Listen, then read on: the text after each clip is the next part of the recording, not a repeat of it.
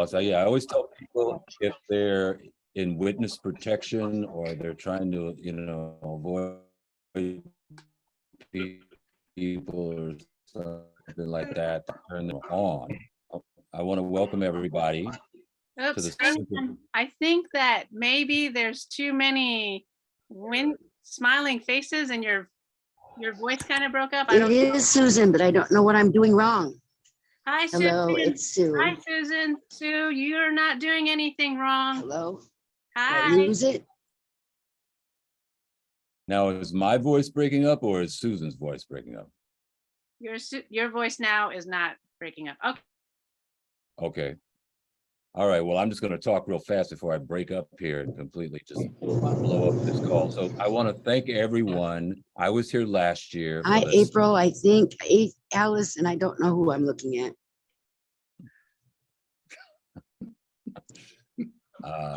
Hi, Susan. No. So this is the Center for Ethical Leadership.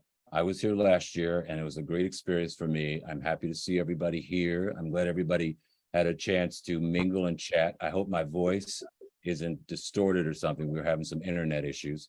We do have closed captioning available on the bottom of your screen. I think you can select that. Alice might be able to help you with that if there's an issue. Special thanks to our event sponsors, Becky and Dale Nenow, for being third circle leaders. And I wanted to talk a little bit about values-based leadership, the VBL Stewards program. For over 31 years, CL continues to inspire and prepare diverse people to lead collaboratively and joyfully with a personal commitment to personal integrity and social justice for all. This is accomplished through our trainings and our workshops and client services. Highlighted this evening is CEL's signature program, the Values-Based Leadership Stewards Program. In a world permeated by divisive us versus them thinking, Stewards aims to cultivate a worldview rooted in the common good. It encourages diverse perspectives to cross real and perceived boundaries to develop creative solutions. A third way, a third option. It initiates a movement where leadership is grounded in values-based, inclusive of all, and sustained by a fierce urgency to act on behalf of our common future. Now I would like to introduce, I hope that is my sound okay if you want to nod your heads, or is it like really bad? Okay, okay, people nodding their heads, that's a good sign. Now I would like to introduce, are you ready? Kelly Poe.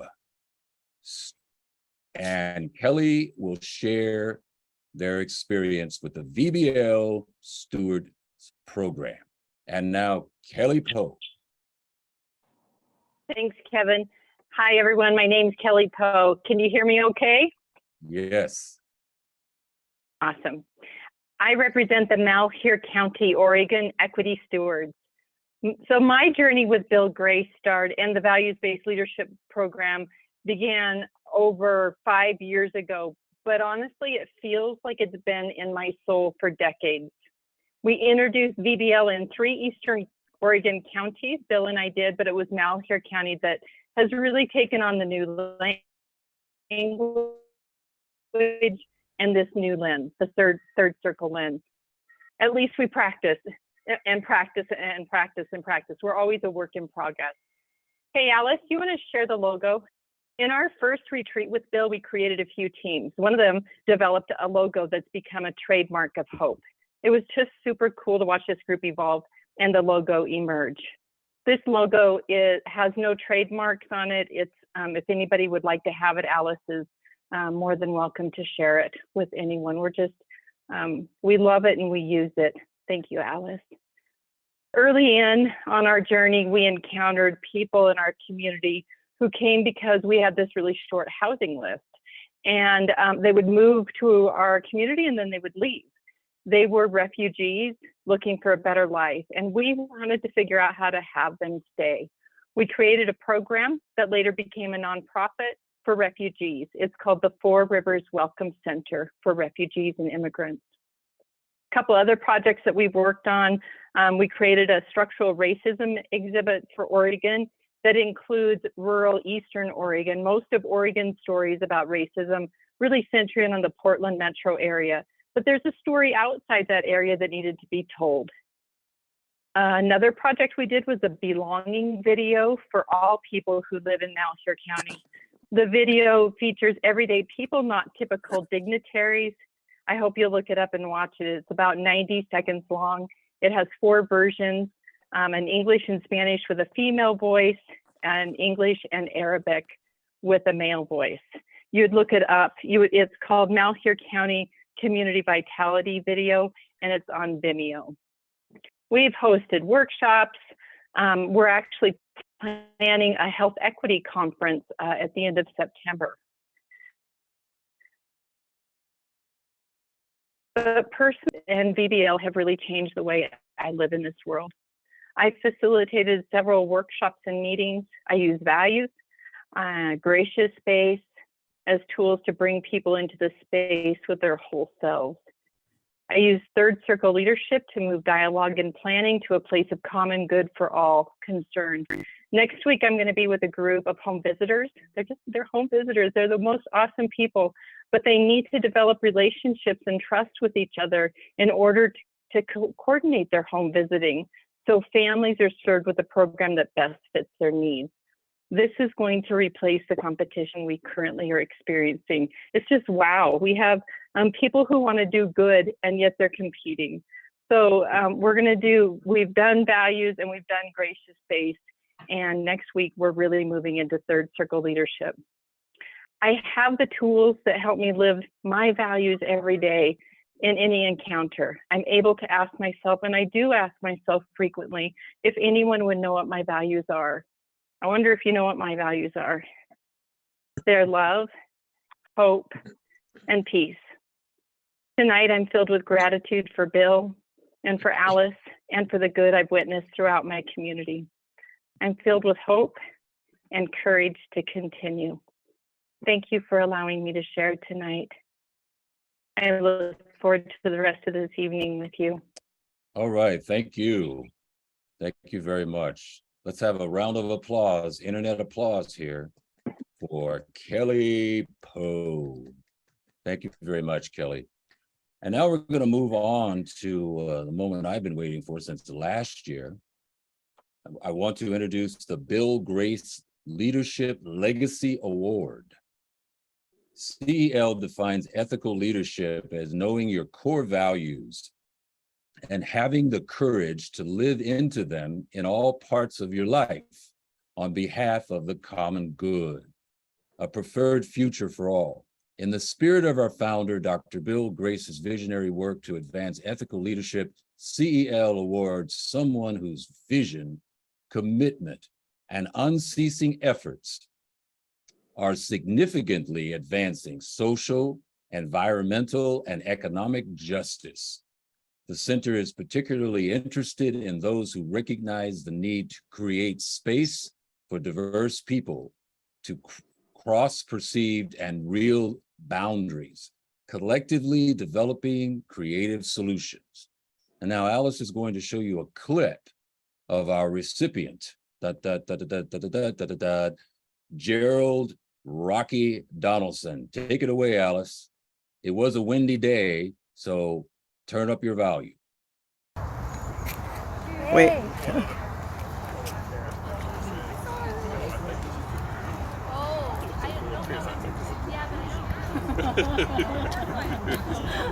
These are pretty bougie. Yeah, I think so too. Hey, so when you retired, I didn't get you anything. I didn't even get you a car. Well, you came and helped at the grab and go.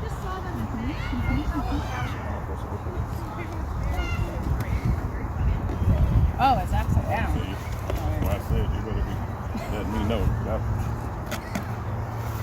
Trip to New York or something. A trip to New York? What is this, Alice? Am I reading it the right way?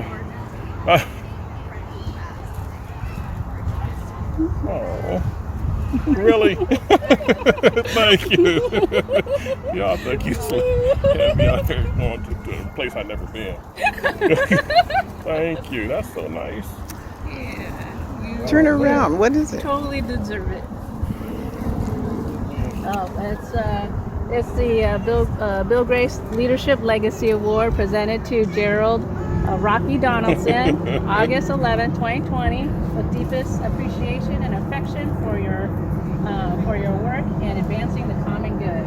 Working on all those babies, and those babies are adults working on their babies. This is a nice surprise. Dang. That's all you. You've done so much. And your lovely wife. Thank you, Mary. Oh, That's I appreciate it. Thank you, because I don't, do anything for this. You just do it, and so the last few months, years, people recognizing you. So you just do your job. So I just the accolades are hard to take.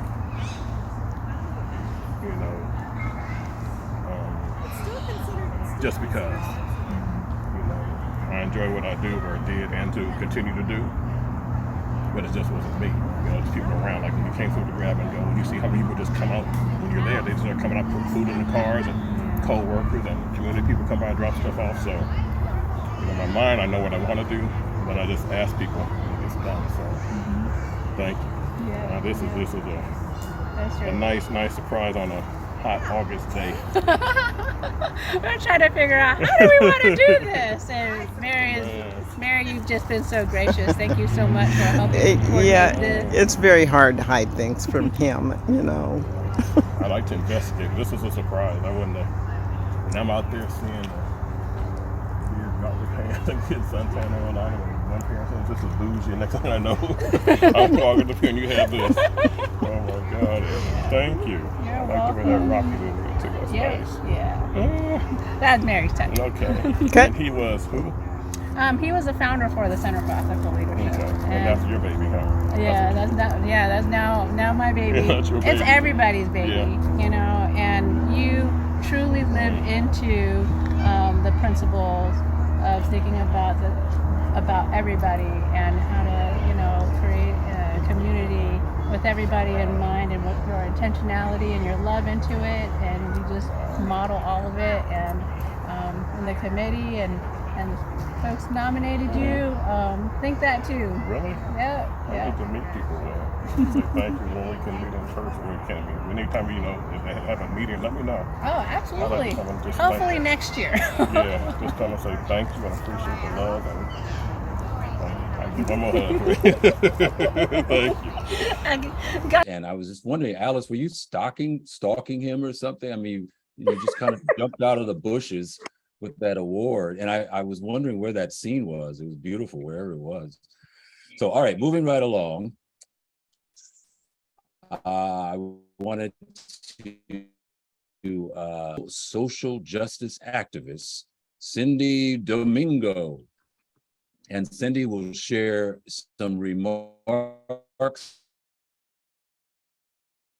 about our, take it away. Thank you, Kevin. And thank you to Alice for inviting me to say a few words about Gerald. I'm outside because I am at a Filipino American National Historical Society conference. So if there's noise in the background due to traffic, that's why I was trying to find a quiet spot to be on tonight. So because I wanted to be here just to say a few words about Gerald. Gerald and I actually used to work a long time ago at the Central Area Motivation Program. And I have followed him closely over the years and have continued to hear wonderful things about Gerald, which is not surprising to me. Because for over 3 decades, Gerald Donaldson has taken care of our most important people in this region, and that is our children, or as he calls them, our babies.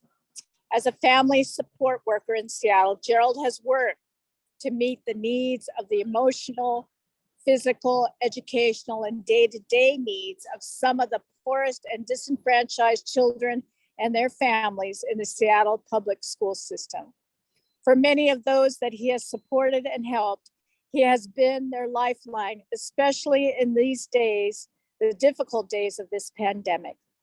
While oftentimes his work can be quantified in numbers, his assistance to help these children succeed is not quantifiable because it comes from the love of children and the families that unfortunately our society tends to neglect.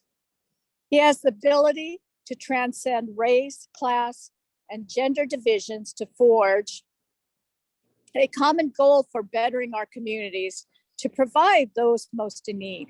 He works behind the scenes, requiring no recognition to carry out his decades of work because he is selfless and knows that he can make a difference in the children's lives and their families.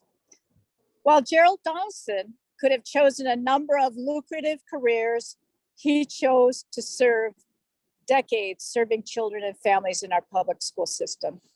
His personal sacrifices of time, energy, and emotional investment has helped many children to succeed. And I'm sure they come back time and time again to say thank you to Gerald. Without him, many children, especially African-American boys, would have no one to turn to in their time of need. It is unsung heroes like Gerald that enable our children, as well as their families, to succeed. Congratulations, Gerald. An award well deserved. Thank you. Thank you, Cindy. Appreciate you. Love you. Thank you. All right, thank you very much, Cindy.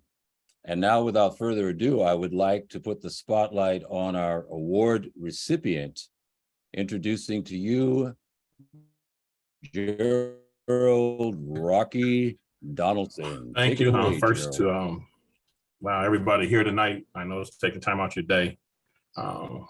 Mr. Grace, I appreciate you. The Center for Ethical Leadership. Cindy, it's been a long time. I've known you forever. Gary, hope all is well. It caught me totally off guard. Like Cindy said, I just do it because I do it. You know, the 32 plus years, 28 at Leschi, has taught me that people aren't always as fortunate as others. And so when they're not, somebody has to step up. This wasn't all done by myself. I have my wife here, a son, some friends. So the family support, because of the long hours, you know, I was gone quite a bit, but and as Cindy said, when my babies have grown and come back, I had a few once I announced my retirement. And it's enlightening, but you never know what you do. You never know how you touch anybody, right? It's just that you do it. But over the years, we have started recently our Rising Sons Boys group and our Rising Daughters. And part of that, the goal is to teach them to understand themselves, respect themselves, and love themselves. And once they get to that point, and the need for academics, but also the need to push forward and how to teach them how to overcome obstacles. And now, as we all know, there's a lot of obstacles on our way now, right? With the way the plight of the world is going. We also started our student racial equity team, along with the district equity team and our staff equity team. But it was the first student equity team at kindergarten through 5th grade in the Seattle School District. Other schools are starting to take that task on. The goal of that team for our babies were that they have a say in what's going on at our school, because we have a tendency as adults just to make plans for our babies without their voice, right? So the purpose of that team was that they would interview teachers, they would set rules that they come up with themselves to follow and make our school better. Some of the things they've done in the past is sit in on our parent-teacher meetings so they can understand and have their voice heard by parents and staff. They've been out to the University of Washington and engaged in other activities with other minority groups. So it has led to now beginning to have a student racial equity team at meeting Middle School, Washington, and other schools in the Seattle School District, besides just high school students. It's an honor to receive this award, but as I always say, it's really not about you, it's not about me, it's about the babies. They're the leaders, not only in the future, but today. They have so many things to strive for and so many things to learn that we need to listen to, that sometimes as an adult, we just think they're just children. We don't give them that much love. But when you see the joy, when you see young men, my young sisters and brothers come back when they went to Leschi, young man just who had a lot of challenges at Leschi, recently just came back home from Bethune-Cookman, doing a great job, and teachers thought that he wouldn't succeed, but I knew he would. We were at a program last night, just saw a young sister at this program from some of our students ran at the Moore Theater. And the good part is I saw her, but for me personally, when they say they're like in high school and stuff, I remember them when they were in kindergarten. It really emphasizes how old I'm getting, but just to see them come back, and they come back for other events, so they come back and help volunteer. They come back and work with our students. So the foundation we're trying to lay is that the community engagement is important. Always get back to your community and always know that you can succeed at anything you want to once you put your mind to it. Hopefully, more adults will get involved in raising our babies, because it's just not at home and it's just not education. When the pandemic hit, we served 2 weeks after the school shut down. For 2 years, we've served families every Friday, our grab and go, where we serve over 30 families every Friday with fresh food, a gift card, and dry goods so they can take care of the home. We assist with energy assistance so we can get our babies to school, with transportation, all these things to make sure so they would know that school is just not academically based. It helps you spiritually, emotionally too as well. And that they can take time and have somebody there who's going to listen to them. Because we don't always have to say how we feel or answer what their concerns are. They just want an ear and just to be there so somebody knows that you can love and respect them. So this award, I accept their award, but it's really about them. This is their award. They put me in this position just because of who they are. They drive me, and trust me, they did. they called me out a few times, and one thing that I know is that I've had students who say, do you still have that same phone number? Or parents say, do you still have that same phone number 10, 20 years ago? I do, and they can still call me. So it's always been being available, because you never know what that need is. Sometimes just to say hello, just to say I see you, just to know that they're always there for them. So I appreciate the award being given to me. But again, it's about our babies. It's about driving. So September's going to be hard for me. You know, it's going to be challenging. I don't know what to do during that September time, but my wife has vacations planned already, but that's fine. And I probably need to really take that time away September 7th, just because it'll be an emotional day. You know, that's all I've known. And so again, thank you. I appreciate you. And looking forward to working with you in the best way I can. Thank you. I appreciate you. Much love. Well, thank you. Thank you. A round of applause, please. Thank you very much for your legacy, what you're doing, and the impact that you've made on all of us and will continue to make in the future. So appreciate that. Well, now we would like to move on our program here, and we're going to talk about finding hope in challenging times. In a world filled with challenges and thoughts of hopelessness, how do we as leaders bring light to the darkness? How do we steward hope to those around us and channel hope from within? J.P. Jefferson, CEL's Board of Trustees member, shares Reverend Dr. Martin Luther King's experience at midnight. And now J.P. Jefferson. Perfect. Thank you for that, Kevin. On January 26, 1956, Reverend Dr. Martin Luther King Jr. experienced one of his darkest moments and turning points in his life. Having been arrested and jailed, he returned home just in time to receive one more in a series of threatening phone calls. He was worried about his safety of his wife, his baby daughter, and himself, as he sat alone shortly before midnight, filled with fear and despair over a cup of coffee. He described this moment many years later in a sermon. I got to the point that I couldn't take it any longer. I was weak. Something said to me, "Can't call on daddy now. You can't even call on mama now.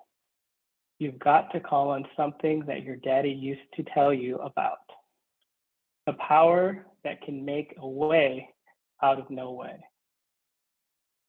In this midnight hour, religion became real to me, and I had to know God for myself.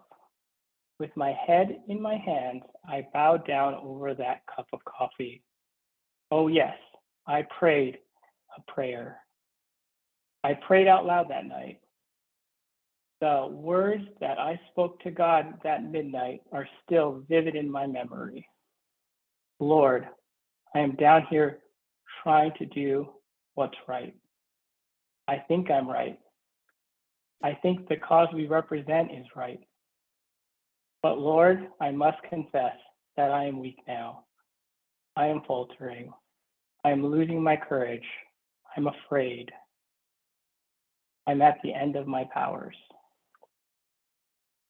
At that moment, I experienced the presence of the divine as I never experienced him before.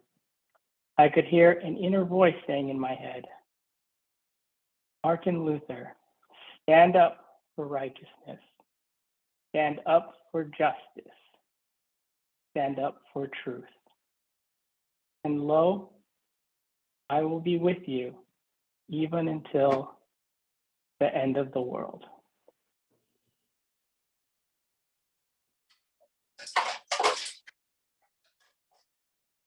Can you recall a time when you were in a difficult and dark time and was ready to give up, and then hope came around and saw you through it? We're going to create small groups to share how hope showed up for us in those moments when we needed it, and how we can continue to call on hope to get through the darkest moments and the moments of light. So we'll be splitting up into small groups, encouraging a culture for listening to do quick introductions of yourself. Each will have a few minutes to share. It is okay to pass. So if you feel uncomfortable with sharing, then it's totally up to you. We will reconvene at 6:48. We will drop the questions in the chat, and I believe Alice will be splitting us up into groups.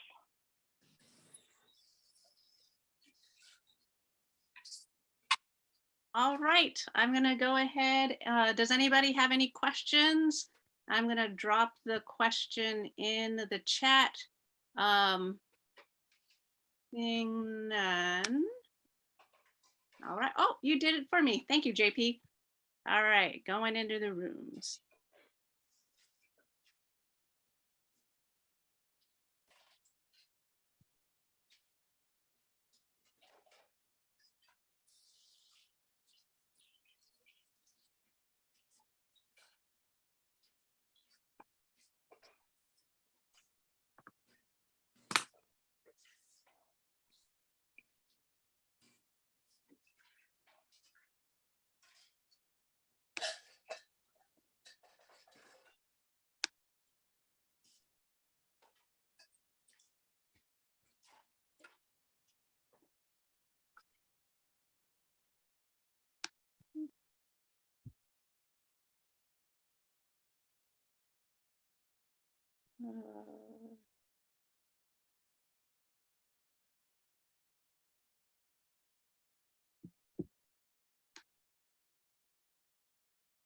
Oh, Allie, I'm sorry. You didn't get assigned to a room. Allie is still here, I will Alice.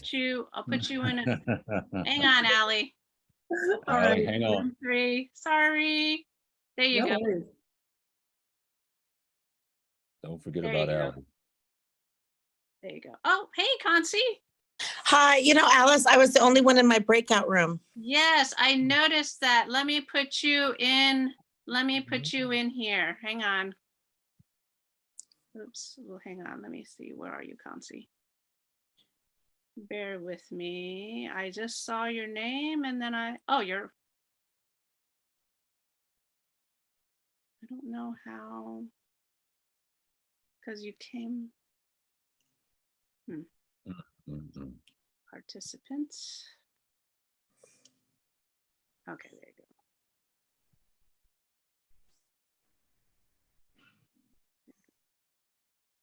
go. Oh, hang on. I'm sorry. Hang on.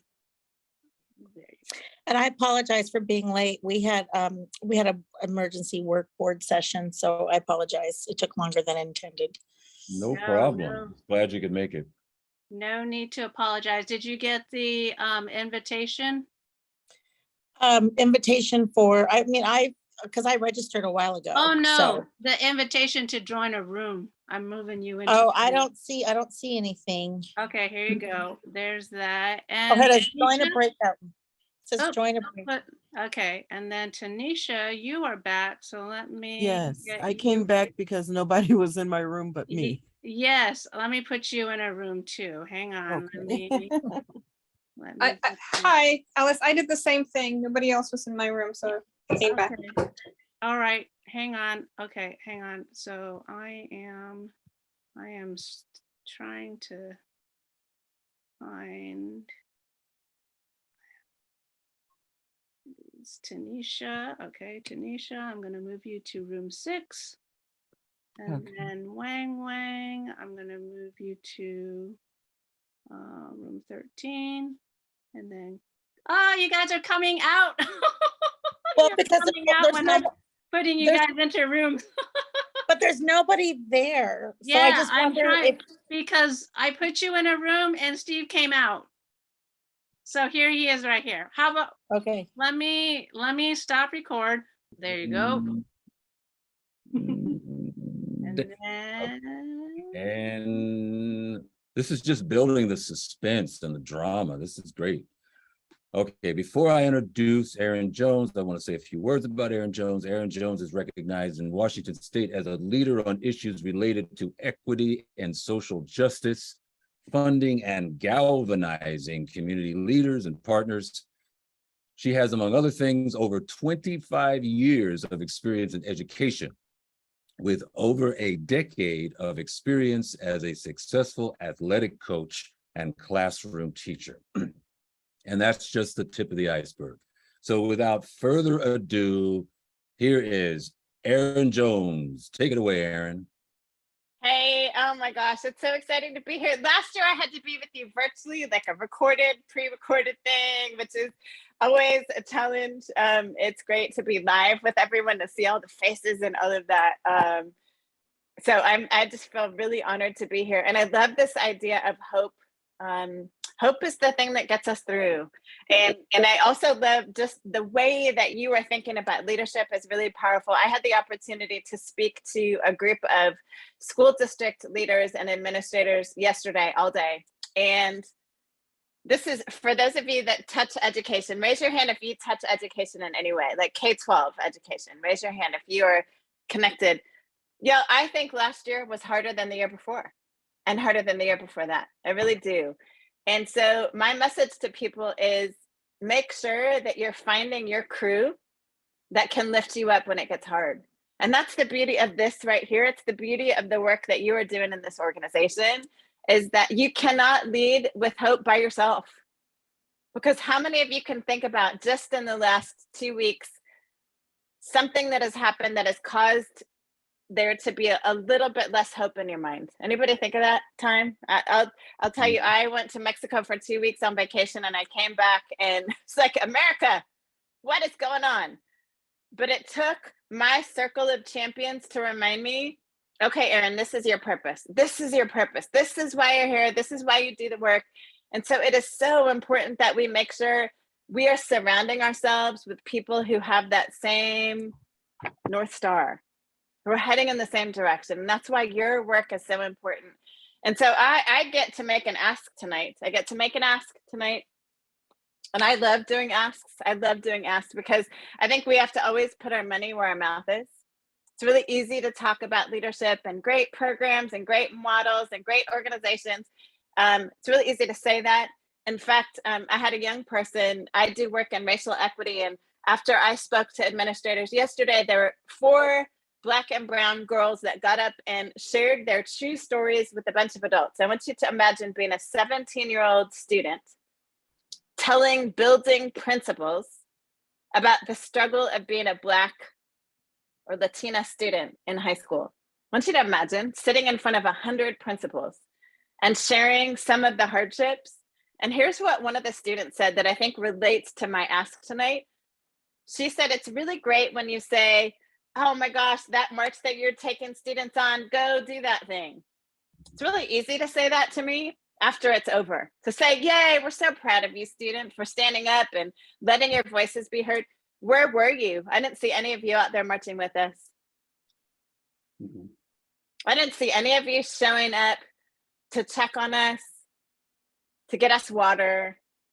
It's really easy to be on the sidelines and say, oh, go you, go do that work. It's much harder to invest. And so tonight, I want to invite you to invest. I want to invite you to invest in this great cause, this great thing. And the beauty about this work that you all are doing is you are taking that leadership model and rippling it out. You're rippling out this really good work, this great theory, taking action. And that requires resources. It requires money. It requires money. And so it's easy to sit on the call tonight and say, yay, go us, look at us. It's much different to put your money where your mouth is. And so I want to invite you, those of you who don't know me, I am 6 feet tall.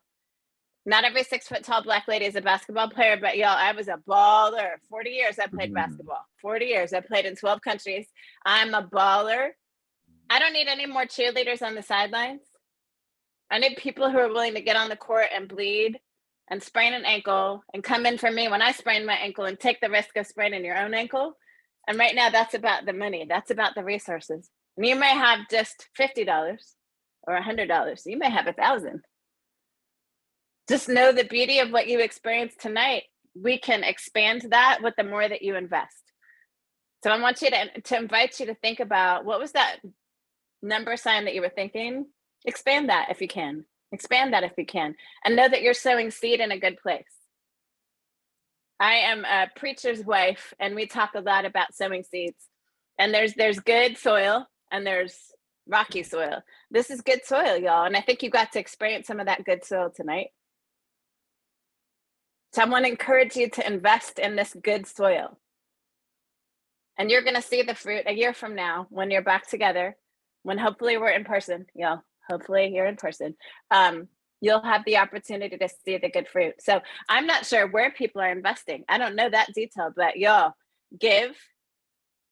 And Alice, I know we talked a little bit about you paying me, whatever you were going to pay me, I want to sow that seed right back into you tonight. So whatever that was, we didn't agree on a number, but whatever the number was going to be, I want to reinvest that back in the soil. So I'm going to start by, can't talk about something I'm not willing to do. So the link is in the chat. Link is in the chat. I'm going to encourage you, do that right now. Don't say, well, I got to go eat dinner first. I'm going to go listen, go say hi to my husband or to my kids first. No, do that right now before you walk away. Click on that link and donate tonight. And again, I think a lot of leaders talk a good talk and then don't walk it. I'm going to walk it tonight by reinvesting in this organization. It's really good work. So thank you all for showing up tonight on a Thursday night. Thank you for investing. I hope that you are walking away really blessed and inspired, filled with hope. And I want to encourage you. One of the last things I will say is I have been doing a lot of work with young people this summer. And one of the things I tell them is courage actually requires fear. If there's no fear involved, you don't actually need courage. I want to invite you to be courageous. Be courageous. Get uncomfortable. Be courageous tonight and know that your seed will go far. And that ripple effect is what we need right now as a community, as a state, as a nation. So thank you for letting me sow my seed in this great soil.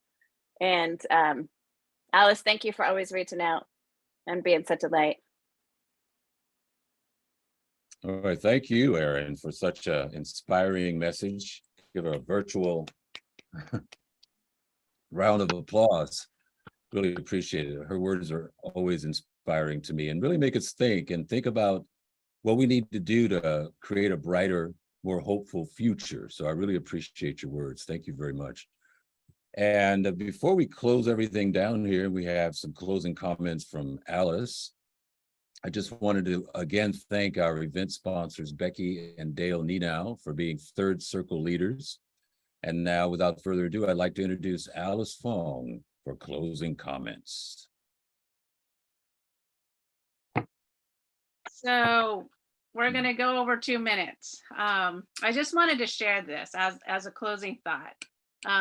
A wise person asked me, for what purpose? As leaders, we make both challenging and easy decisions every day. Our purpose is to mobilize a movement of leaders, 3.5% of the population. These leaders choose to lead with a moral obligation, which is 2 things: prevent harm and offer aid. When we cause harm, we offer the aid to resolve it. For young people, we use the term always help, never hurt. CEL utilizes a values-based decision-making model, a tangible and organic process to live a life of integrity and justice. When this happens, people can be their authentic selves and lead joyfully. Your investments allow us to continue with programs and services for young people and adults, cultivating bridge builders who do the hard work, build and restore the necessary relationships, and bring diverse perspectives together, crossing real and perceived boundaries to develop creative solutions. A third way, AKA advancing the common good. Please consider joining us, joining this movement, and help us raise $50,000 to roll out our youth programming. So, I just want to thank you for attending this evening, taking the time to join us. Many thanks to our volunteers and our supporters. A huge thank you to our event team for making this program happen. Bill Gray, Cindy Domingo, Erin Jones, Joe Cunningham, Joe Hailey, JP Jefferson, Kelly Poe, Kevin Henry, Mary Donaldson, Rob Bonesteel, Selvi Chennai, and Shirley Blase, and a deep appreciation to our third circle leadership event sponsor, Becky and Dale Nenow, and a big congratulations to this year's awardee, Gerald Rocky Donaldson. Davidson. I'm right, Donaldson. And contact us if you need anything else. And with that, really appreciate you all. Stay connected. Love you all. Love you. Thank you. Take care, everybody. Peace. Much Bye-bye. love. We should. Anybody Thank want you, to take a group Alice. photo? Thank you. Anybody want to Thank take you, a group everyone. photo? Stay a little longer. Group photo? Okay. Whoever's left. Whoever's left. Whoever's left. You know how to do that, Alice. Yes, I do. I All love right. taking. I took selfies before selfies were selfies. How you doing, Jones? Miss Erin, how you doing? Thank you, I Emcee, am for great. joining us. Yes, thank you. Thank you for joining us. My closed captioning is blocking the Fong and Anthony's face. Okay, let's do one more. Not good.